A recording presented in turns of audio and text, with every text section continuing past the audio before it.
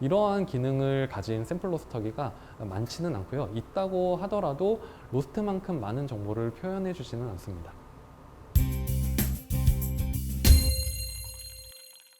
네, 안녕하세요. 저는 MI커피의 헤드 로스터인 박정호 부장이라고 합니다.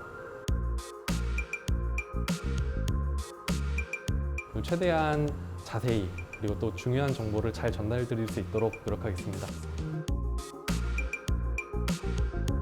네, 샘플 로스터기의 역할은 크게 두 가지로 나눌 수 있는데요.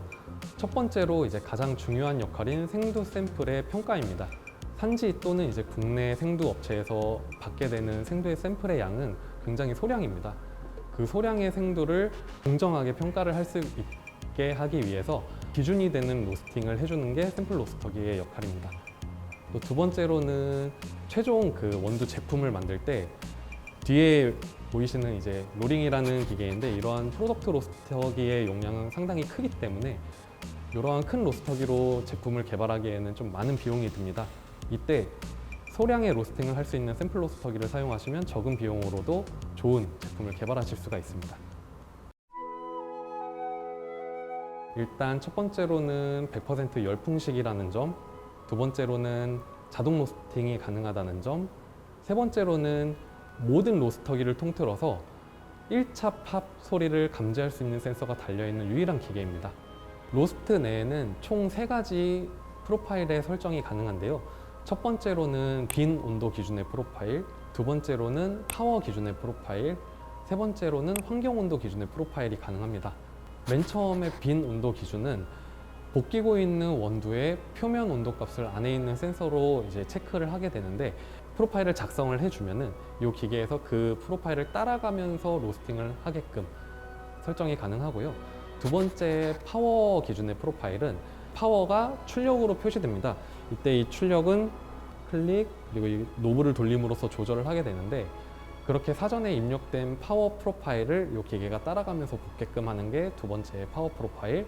마지막으로 세 번째 환경 온도 프로파일은 그 로스터기 드럼 내부의 공기 온도를 체크를 합니다. 그 공기 온도 역시나 프로파일을 별도로 저장하실 수가 있어요. 그렇게 저장한 프로파일을 이 기계가 자유롭게 파워를 변경하면서 따라갈 수 있게끔 하는 게 환경 온도 프로파일입니다. 일단 로스팅에 사용되는 열은 크게는 3가지를 얘기하곤 합니다. 첫 번째로는 전도열, 두 번째로는 대류열, 세 번째로는 복사열입니다. 3가지 중에서 가장 로스팅의 효율이 좋은 열은 대류열, 즉 열풍이고요. 그 다음으로는 전도열, 마지막으로는 복사열을 생각하시면 됩니다. 로스트 같은 경우에는 100% 열풍 머신으로서 대류열을 가장 많이 사용을 하고요. 때문에 효율이 좋은 로스팅을 추구하게 됩니다. 이때 효율은 적은 열량으로도 조금 더 균일하게, 조금 더 완벽에 가까운 로스팅을 하는데 도움을 준다라고 생각하시면 될 것 같습니다. 전도열의 비율이 높은 로스터기 같은 경우에는 단맛과 바디감의 발현이 좋다, 또는 열풍의 비율이 높은 로스터기 같은 경우에는 산미와 아로마의 발현이 좋다라고들 많이 말씀을 해주시는데, 그것도 일부 맞기는 하지만 충분히 프로파일의 설계를 통해서 조금 더 단맛이 좋은 프로파일 또는 조금 아로마나 산미가 좋은 프로파일을 열풍 100% 머신인 로스트에서도 다 구현이 가능합니다. 네, 그럼 이제 실제 로스팅을 한번 진행해 보겠습니다. 실제 로스팅 진행할 때는 이 와이파이에 연결된 서버를 이렇게 노트북 또는 타블릿에 지원을 해주는 홈페이지에 접속하실 수가 있습니다. 일단 저는 사전에 미리 만들어 놓고 이 기계에 다운로드 받아 놓은 프로파일을 가지고 로스팅을 진행할 거고요.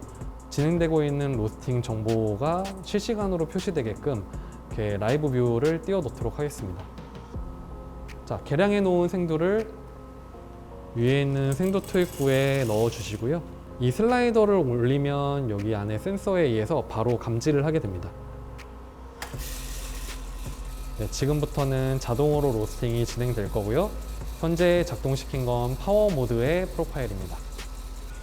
각 온도의 센싱은 1초 단위로 이루어지고 있어서 시중에 나와 있는 로스터기들 중에서 가장 빠르다고 보시면 되고요.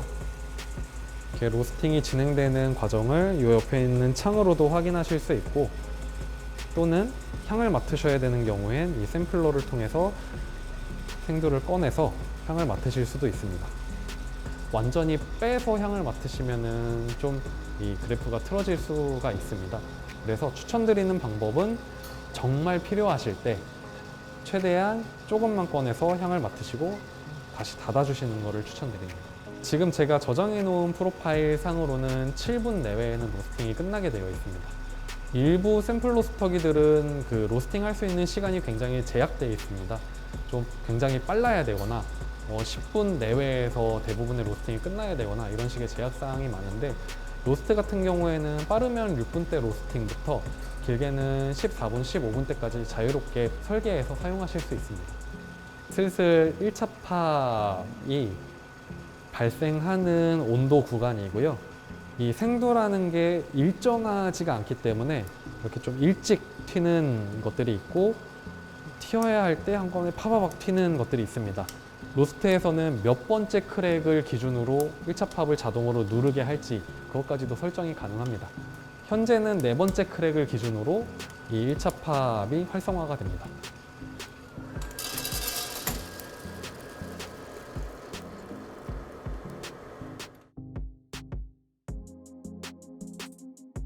어떻게 보면은 노란색 또는 초록색, 옥색, 파란색 뭐 이런 색깔이 섞여 있는 생두가 로스팅 과정을 통해서 갈색에서 진한 갈색으로 넘어가는 타이밍 그 사이에 1차 팝이라는 이벤트가 생깁니다.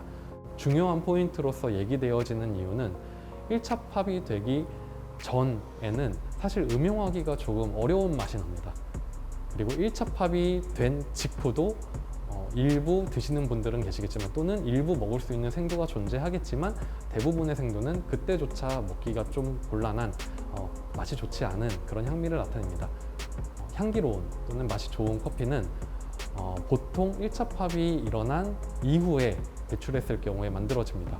이때 1차 팝 이후에 얼마만큼 시간이 지난 후에 배출을 했느냐가 커피의 맛에 꽤나 많은 영향을 미치고요. A라는 생두를 1차 팝 이후 1분 있다가 배출을 했다 라고 말하면 어느 정도 거리가 떨어진 같이 있지 않은 로스터들도 유사하게 로스팅을 하고 유사한 맛의 원두를 얻게 될 수 있는 겁니다. 이렇게 로스터들끼리 어떤 그 로스팅에 대한 정보를 주고받을 때 사용하는 중요한 지표 중에 하나가 1차 팝의 포인트입니다. 이러한 기능을 가진 샘플 로스터기가 많지는 않고요. 있다고 하더라도 로스트만큼 많은 정보를 표현해 주지는 않습니다. 에브리데이 해피 커피TV